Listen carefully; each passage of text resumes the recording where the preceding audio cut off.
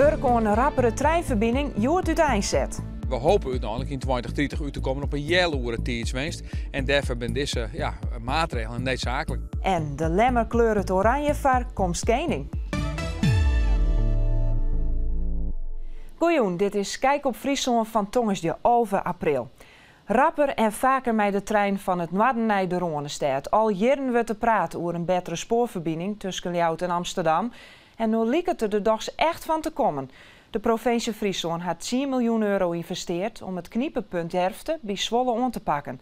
De bouw aan de spoorverbeteringen zet Joert uiteen. Friesland moet beter bereikbaar worden met de trein. Zonder de grote verbeteringen aan het spoor is dat nevens ProRail net mogelijk. Het was gewoon een knelpunt, een capaciteitsprobleem. We konden niet de treinen kwijt op de sporen zoals het er nu bij ligt. Dus voor de komende jaren was dit echt keihard nodig. Zij willen er bij Herfte een verdubbeling van 2 naar 4 sporen maken, zodat er 4 treinen de uren van en naar Friesland rijden kennen. Dat binnen er nog 2.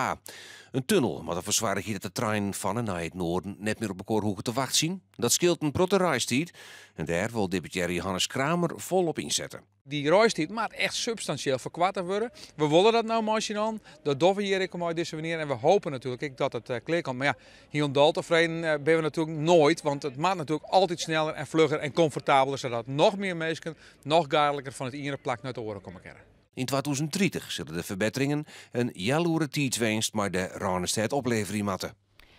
Ben van de basisschool De Arke van de Lemmer beleef je morgen een spannende dag. Er is namelijk de landelijke opening van de Koningsspelen. Mei, koning Willem-Alexander. De loper leidt al uit voor een mooie oranje ontvangst. Op en om de squallen wordt Joert alles nog reemaken. De band van de Arke krijgen morgen net alleen nog de koning op bezoek, ex-Sven Kramer, het koor van Kinderen voor Kinderen en Ron Boshart en Britt Dekker van SEP binnenmorgen op de Lemmer. Alle reden dus om drok te wijzen met de laatste tarrieringen van deze onvergetelijke dag. Jarenlang zag het er net goed uit voor de Ulbe van Houtenskwal in Sint-Anne.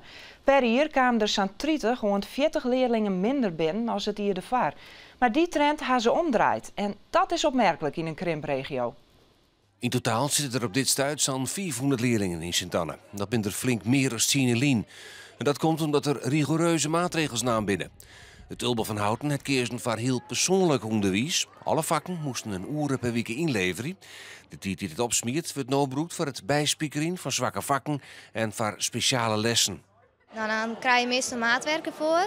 En als het dan nog net beter wordt, dan wordt bijvoorbeeld bij mij is dat dan wiskunde. Dan wordt er bij mij gewoon de toetsen inzien wat ik fouten dien en wat ik dan beter kan doen. De nieuwe aanpak slaagt aan. De laatste 3 jaar komen er elk jaar 10% leerlingen bij.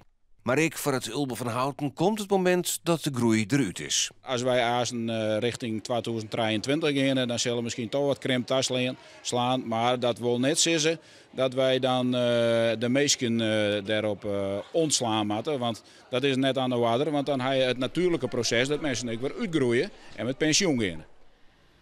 Natuurorganisatie Natuurmonumenten had zoveel kritiek kregen op het kappen van bjemmen dat ze ermee ophouden is. Ze staan op het stuit van een dilemma. Wolkappen zodat oren planten en struiken haar ontwikkelen kunnen. Of juist meer bjemmen biplantje, want die slaan het skeerlijke CO2 op.